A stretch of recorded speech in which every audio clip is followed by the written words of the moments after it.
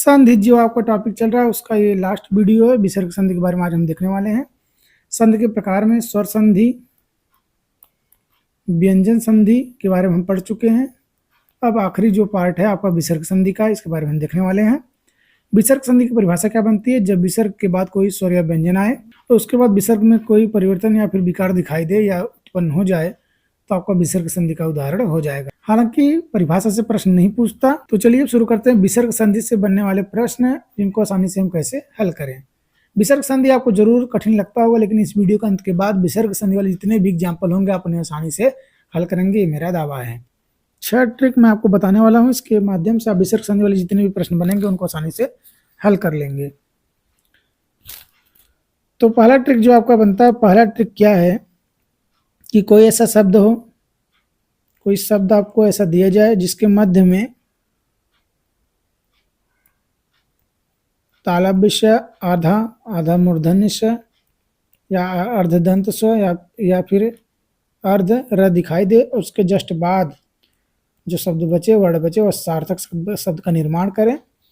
तो इनके स्थान पर हम विसर्ग का प्रयोग कर लेंगे। विसर्ग के बाद हम प्लस का चिन्ह लगा के सार्थक शब्द उतार लेंगे और विसर्ग के पहले जितना भी शब्द या वर्ड बचेगा उसको हम उतार लेंगे। तो यह आपका विसर्ग संधि का जो शब्द होगा उसका यह संधि विच्छेद बनकर सामने आ जाएगा। जैसे समझिए एग्जाम्पल, तो आप समझ जाएंगे। जैसे कोई एग्जाम्पल दिया जाए पुनर्जन्म, पुनर्जन्म जैसे शब्द आपका एग्जाम्पल हो। देखिए अर्धरा आया है मध्य में, अर्धरा के जस्ट बाद आपको सार्थक शब्द जन्म दिखाई दे रहा है। जन्म यहाँ पर उतारिए आप, जन्म के ठीक पहले प्लस का चिन्ह लगाइए और अर्धरा के स्थान पर आपको विसर्ग लिखना है। बाकी जितना वर्ड बच रहा है पुनः आपका बच रहा है, पुनः लिखिए। तो आपका पुनः प्लस जन्म जो आपका संधि विच्छेद बनकर सामने आ जाएगा। इसी प्रकार जैसे धनुष टंकार दिया हो, धनुष टंकार। अब देखिए टंकार आपका सार्थक शब्द है, इसके पहले प्लस लगाएंगे और स के स्थान पर हम विसर्ग का प्रयोग करेंगे। फिर आपका धनुष, धनु बचता है, धनु हो जाएगा। तो आपका धनु प्लस टंकार आपका जो है संधि विच्छेद हो जाएगा धनुष टंकार का। इसी प्रकार जैसे आपका एग्जाम्पल हो दुष्परिणाम, एग्जाम्पल आपका हो दुष्परिणाम, दुष्परिणाम। अब देखिए स के बाद सार्थक शब्द आया हुआ है, अर्ध मूर्धन स के बाद परिणाम हम यहाँ पर लिख लेंगे, परिणाम। परिणाम के ठीक पहले हम प्लस का चिन्ह लगाएंगे, इस स के स्थान पर हम विसर्ग का प्रयोग करेंगे। बाकी जो बचता है वर्ड दू बचता है, दू लिख लेंगे। तो आपका संधि विच्छेद बनकर आ गया। तो आपका हो गया दू प्लस परिणाम मतलब दुष्परिणाम। इस प्रकार के प्रश्नों को आप अच्छे से सॉल्व कर सकते हैं। कोई शब्द हो उसके बाद आपको इस प्रकार से अर्ध स तीनों दिखाई दें या फिर अर्धरा बीच में दिखाई दे तो इसके स्थान पर विसर्ग का प्रयोग करेंगे। जस्ट बाद हम सार्थक शब्द लिखेंगे। बाकी विसर्ग के पहले जितने भी वर्ड बचेंगे उन वर्डों को हम साथ में उतार लेंगे। दोस्तों पहला ट्रिक आपका कंप्लीट हो गया। कोई अगर प्रश्न हो तो प्रश्न आप पूछ सकते हैं। रूल नंबर दूसरा जो आपका है, रूल नंबर सेकंड जब है कोई शब्द आपको दिखाई दे और इसके मध्य में आपको इस प्रकार के स्वर का प्रयोग होता हुआ दिखाई दे तो इस स्वर के स्थान पर हम विसर्ग का प्रयोग करेंगे और इसके जस्ट बाद सार्थक शब्द आपका होना चाहिए। सार्थक शब्द जो आपका रहेगा उसको उतार लेंगे और ठीक पहले इसके हम बाकी शब्दों को उतार लेंगे या वर्डों को उतार लेंगे। जैसे एग्जाम्पल आपका हो मनोरथ, मनोरथ।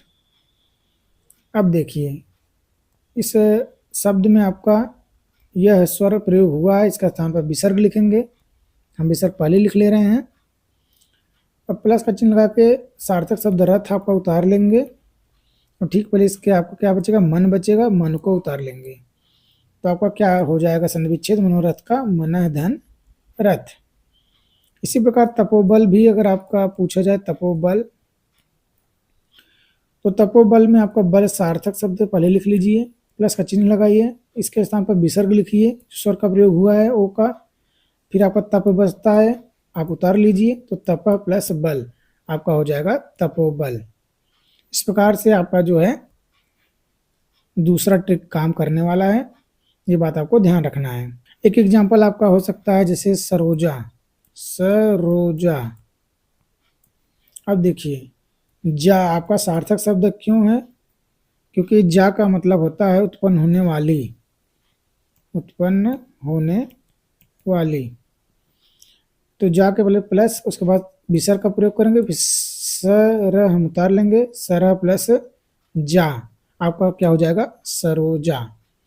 रूल नंबर दूसरा भी क्लियर हो गया होगा। कोई प्रश्न हो तो आप कमेंट में पूछ सकते हैं। रूल नंबर तीसरा आपका क्या है? रूल नंबर तीसरा है जो कोई शब्द ऐसा हो जिसके मध्य में आपको ईश्वर का प्रयोग होता हुआ दिखाई दे, साथ में इस तरह से अ का प्रयोग होता हुआ दिखाई दे, तो संधि विच्छेद करते समय इसको हम अ में बदल देंगे और इसको हम विसर्ग में बदल देंगे। साथ में बाकी हम साथ में जो शब्द जुड़ेगा, वर्ड बनेगा या फिर शब्द का निर्माण होगा उसको उतार लेंगे अ के साथ। बाकी विसर्ग के पहले हम उन वर्डों को उतार लेंगे। जैसे एग्जाम्पल देखिए तब समझेंगे आप। एग्जाम्पल आपका जैसे मनो, अनुकूल, इस प्रकार से आपको दिखाई दे, इस प्रकार आपका दिखाई दे तो इसको हम अनुकूल में बदलेंगे, अनुकूल प्लस हम विसर्ग का प्रयोग करेंगे ओ के स्थान पर। फिर आपका मन बचता है, मन लिखेंगे, मन प्लस अनुकूल आपका जो है शब्द बनकर आ जाएगा। इसी प्रकार अगर आपका कोअपी शब्द हो, कोअपी, इसका कैसे विच्छेद करेंगे संधि विच्छेद? तो हम अपी लिखेंगे, अपी आपका सार्थक शब्द हो जाएगा जो बचेगा। तो यहाँ पर प्लस करेंगे, विसर्ग संधि हम का प्रयोग करेंगे, विसर्ग का प्रयोग करेंगे, फिर आपका क बचता है, क, तो कह प्लस अपी मतलब को अपी। ऐसे अगर आपको शब्द कोई दिखाई दे तो इस प्रकार से आप संधि विच्छेद कर सकते हैं। रूल नंबर 3 आपका क्लियर हो गया होगा। कोई भी प्रश्न हो तो आप कमेंट में पूछ लीजिएगा। रूल नंबर 4 नंबर का जो आपका रूल है, कोई ऐसा शब्द हो, कोई शब्द हो उसके मध्य में आपको विसर्ग दिखाई दे, शब्द के मध्य में विसर्ग दिखाई दे और जस्ट उसके बाद क, ख, प, फ इस प्रकार से आपको अर्ध स दिखाई दे, तो विसर्ग के बाद हम इनको इसी प्रकार से उतार लेंगे। विसर्ग के बाद प्लस चिन्ह लगाकर हम उनको इसी प्रकार उतार लेंगे। बाकी विसर्ग के पहले हम उन शब्दों के वर्डों को उतार लेंगे। जैसे कोई शब्द हो, प्रातः काल, प्रातः काल कोई शब्द हो तो बताया गया है विसर्ग के बाद अगर क, ख, प, फ, स आए तो हम इस तरह से उतारेंगे। तो काल लिख लेंगे, यहाँ पे प्लस करेंगे, विसर्ग लिखेंगे, फिर प्रातः लिख देंगे, प्रात, तो आपका शब्द हो जाएगा प्रातः प्लस काल। मतलब विसर्ग के बीच में हम प्लस का प्रयोग करके हम उसको संधि विच्छेद के रूप में बदल सकते हैं। इसी प्रकार एग्जाम्पल आपका हो सकता है अंतःकरण, तो कोई अंतःकरण शब्द हो तो कर्ण हम लिख लेंगे, प्लस का चिन्ह लगा के विसर्ग का प्रयोग करेंगे, फिर अंत लिख देंगे, अंत हो जाएगा। तो अंत प्लस कर्ण मतलब अंतःकरण। इस प्रकार से आपका इन शब्दों का भी संधि विच्छेद कर सकते हैं। रूल नंबर 4 आपके लिए इजी ही होगा। कोई प्रश्न अगर आपके मन में हो तो आप पूछ सकते हैं। चलिए बढ़ते हैं आगे रूल नंबर 5 की तरफ। रूल नंबर 5 आपका जो है, कोई संधि शब्द दिया हो, कोई जैसे संधि शब्द ही आपको दिया हो, कोई संधि विच्छेद करके कोई शब्द ही दिया हो, तो विसर्ग के बाद अगर आपको र दिखाई दे, इसके ठीक बाद आपको र दिखाई दे, तो इसे जो रूल नंबर 5 थोड़ा सा आपको समझना है। जब संधि विच्छेद कोई शब्द दिया हो, कोई शब्द हो संधि विच्छेद वाला, पहले आपका हृस्व स्वर हो, जैसे छोटा स्वर प्रयोग हो, उसके बाद विसर्ग हो और फिर जस्ट बाद र हो, तो करेंगे क्या, इस हृस्व स्वर के स्थान पर हम जब इसका हम संधि करेंगे शब्द का, तो हृस्व स्वर के स्थान पर हम दीर्घ स्वर का प्रयोग करेंगे, प्लस हम विसर्ग को हटा के बाकी हम शब्द को उतार लेंगे। विसर्ग का लोप हो जाएगा, बाकी शब्द हम साथ में उतार लेंगे। जैसे अगर आपका कोई शब्द हो निरो, निरह, नी प्लस रोग, अब देखिए दीर्घ स्वर आपका नी में लगा है, उसके बाद विसर्ग है, जस्ट उसके बाद र का प्रयोग हुआ है, तो इसका हम दीर्घ करेंगे, नी कर देंगे, विसर्ग का लोप कर देंगे, रोग इसमें जोड़ देंगे, तो आपका शब्द हो जाएगा निरोग। इस प्रकार से आपका निरोग शब्द शुद्ध होता है। इसी प्रकार नीरस अगर दिया हो, नीह लिखा हो प्लस रस हो, रिस स्वर आया है, उसके बाद विसर्ग आया है, उसके जस्ट बाद र आया है, तो इसको हम दीर्घ करेंगे, नी कर देंगे, विसर्ग का विलोप करके रस हम इसमें जोड़ देंगे, हो जाएगा नीरस। रूल नंबर 5 भी ज़्यादा कठिन नहीं होगा, क्लियर हो गया होगा। रूल नंबर 6 आपका संधि विच्छेद वाला शब्द अगर कोई ऐसा दिया हो, जैसे अ के जस्ट बाद, अ स्वर के जस्ट बाद विसर्ग हो और उसके बाद कोई स्वर रहे, लेकिन ये स्वर अ न रहना चाहिए, अ न हो, इस बात का आपको ध्यान रखना है। तो विसर्ग का हम विलोप कर देंगे, जब हम शब्द का मिलान करेंगे, संधि करेंगे, तो उसका विलोप कर देंगे। जैसे देखिए आपका दिया हो अतः प्लस एव, ये आपका शब्द हो संधि विच्छेद के रूप में।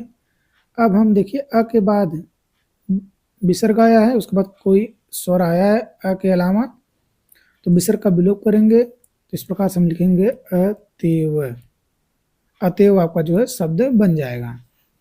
अ क्यों नहीं होना चाहिए ये बात मैं आपको बता दूं, लेकिन अगर इनके स्थान पर किसी अन्य स्वर का स्थान पर अगर अ हो तो क्या हो जाएगा, तो पीछे आपको बताया गया है। जैसे अगर मन लिख के आए, मन प्लस अनुकूल, अब देखिए अ के बाद विसर्ग है, लेकिन उसके बाद अ स्वर ही आ गया है, तो बताया गया है विसर्ग के स्थान पर क्या बनता है, ओ बनता है, तो आपका क्या हो जाएगा, मनो अनुकूल। रूल नंबर 3 में आपको साफ साफ बताया गया किस प्रकार से मनो अनुकूल का संधि विच्छेद होगा, आप संधि विच्छेद वाले शब्द कैसे मनो अनुकूल में बदलेंगे। तो अ न रहे, बाकी जो भी आप किस प्रकार के शब्द आएंगे उनको हम आसानी से संधि विच्छेद कर सकते हैं।